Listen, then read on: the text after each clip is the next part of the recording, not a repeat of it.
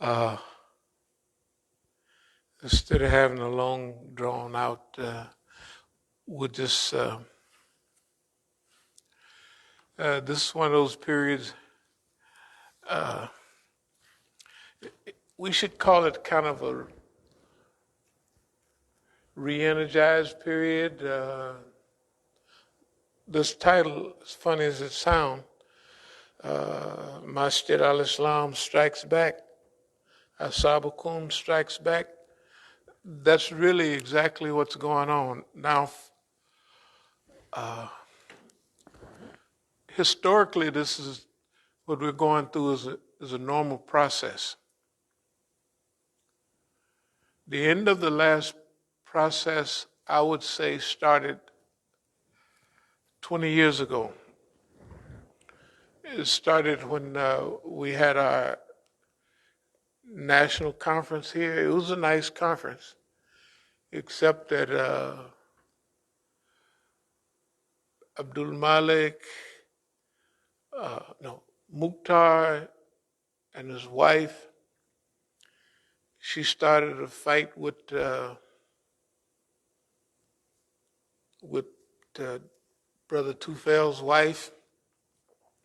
It spoiled the atmosphere. I had a meeting outside with Brother Tufail. With Brother Abdul Malik, and I think Mukhtar was there also. And I told them, I said, okay, with the stuff that just happened, Mukhtar was not out there. I think it was Abdul Malik and Brother Tufail. So I told them, okay, I said, the Latino brother that was handling our masjid in Sacramento, he was sitting right over there.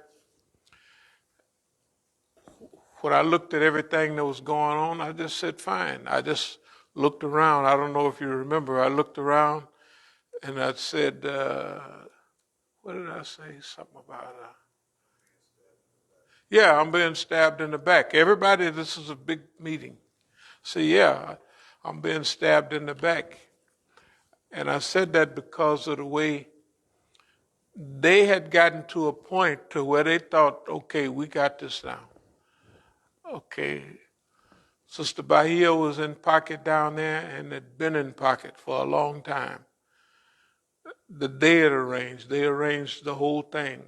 Her coming out there, all of that, they arranged that. Because I ran a little test. One was about the head of the Daftar at that time, the Iranians, said, okay, I would come back and I would show like money that I got, you know what I mean, which I usually didn't do that stuff. So then the head of the Daftar over there, he said to me in a little meeting, he said, don't tell your wife anything. Okay. So that means they was all talking. The whole, everybody was talking. Let's just put it the way it is. Everybody was on the other team, and I knew it. So I started at the end of that meeting when I said that, and when we came back up here, Mukhtar was doing one little session, and he got right into handling the situation that had happened between his wife, and that wasn't his business. I had just told him, I'll take care of all of that. So anyway, this is just one out of a billion episodes. So that was technically, that was 20 years ago, 2002. And so at that time, they thought they were at the height of management and control. Abdul Malik was going all around the area. They had the head of the MSA come to Berkeley and give a talk. And they just, uh, Abdul Malik spoke there too. And the way the head of the MSA was looking at me, not the president of ISNA, but the president of MSA, is like everything that was going on. See, they had started MSA West out there. MSA West got so big so fast, it was challenging the whole MSA. Because remember, if you got California, if you got Washington and Oregon, you got the start of a whole, and Arizona. That's challenging, and they got it rolling big, like everybody, there's several things that came out of it. Number one, the government is in total super duper. Of course, I only been knowing it for 30 years at that time. I was certain of it, just absolutely certain of it. But when you're certain of something, this yakin, this certainty, to be safe, you have to test these theories.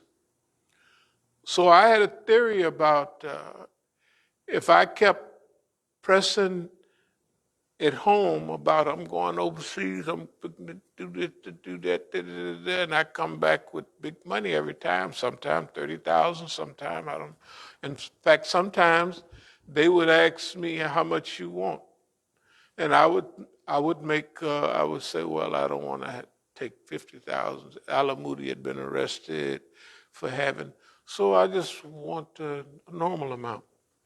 Number one, when I leave here, I take money over there because a lot of the people that's coming to those conferences are poorer than we are. So, especially if when I went to South Africa, one of the brothers had a martial arts studio, and he had 53 or 54 orphans staying with him in his studio. He fed them, he did the whole show. When they had the martial arts, they would be way over in the corner in another little room or something like that, all of them. And he did his regular martial arts. So when I went over there, and to me, I was thinking like, how come the big time Muslims are not helping him? So when we would have meetings with the Negro community, or that was in Durban, so that was a Zulu community. When we'd have, if it was in some parts of it would be the Xhosas, other time it'd be the Zulus. And they don't say they don't get along, but the Zulus are a little tougher. That's why in Kata, Chief Buthelezi, you remember Chief Buthelezi back in the day? The name, he was the head of the Zulus, and he was against Nelson Mandela. They was the ones. The Zulus really are tougher than all the rest of them. But Africa is still tribal. Anyway, so over here we're big timers. For the Muslims of color everywhere, I mean a real color like this. I mean, we're like way out in front. They can't imagine that we're independent and we do. So I would take them every time I would go. When I would go to a big meeting in Iran, I would still take money with me from here to there. So I would be doing both. I'd be getting money from one crew, the richer, more well-to-do Muslims. They would be, well, I know you're working hard, trying out. Oh, yes, And then the other ones, especially the Africans, well, that's not racist, definitely the Africans. I would be, even to this day, everybody remembers because, anyway. So it was kind of a setup that I would set Well, I would set people up all the time. I just didn't know anything else to do. So the Iranian was saying, the head of the daftar, don't tell your wife. Well, I knew that my wife, the deputy down at the daftar, all of them was the Iranians was in cahoots. They was all in cahoots. And I knew that. But I had to find out for sure. So I just throw stuff out like white man on the line, Iranians on the line, Negroes on the line. Everybody going to bite at some of the bait.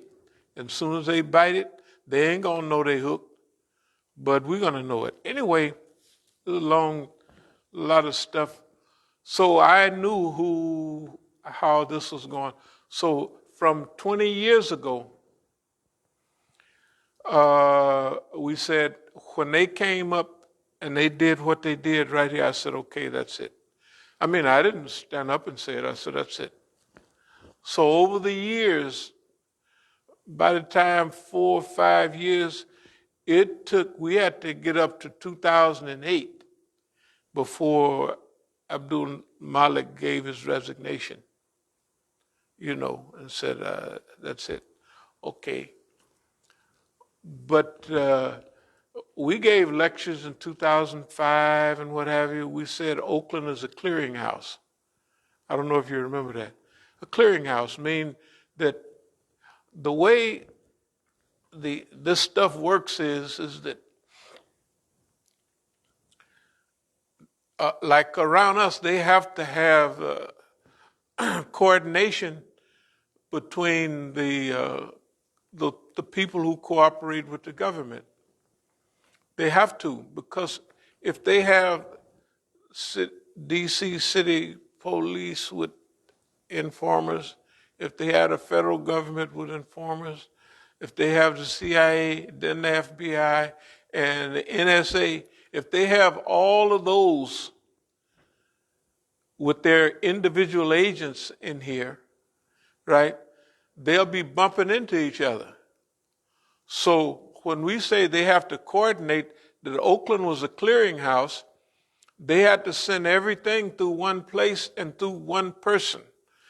Although everybody there was on the staff, everybody.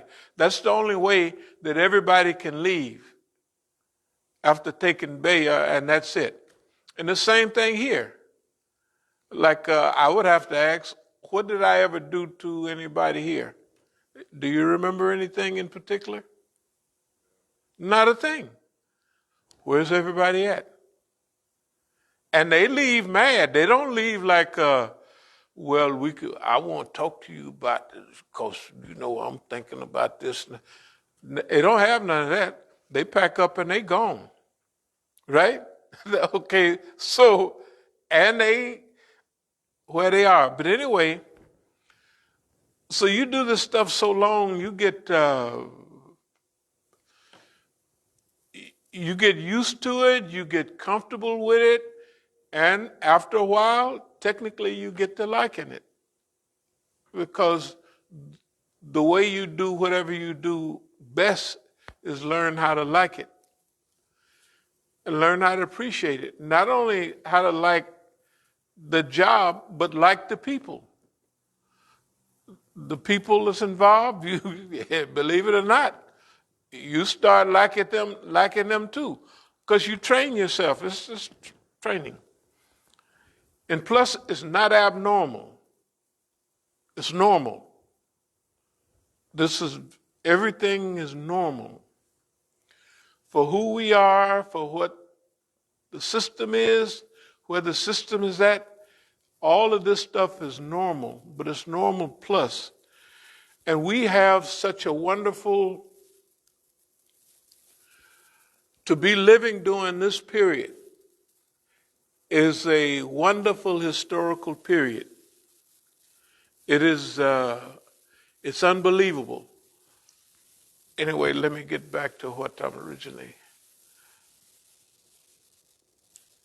The little programs that we're having is our own training. So it's supposed to snow this morning. late. Well, and tomorrow, a few more other things look like they getting ready to happen. So we're going to do a little slight rearranging. Number one, I'll give khutbah here tomorrow. And because we got a ton of food down there and we got to serve it, and you know what I mean. That's number one. That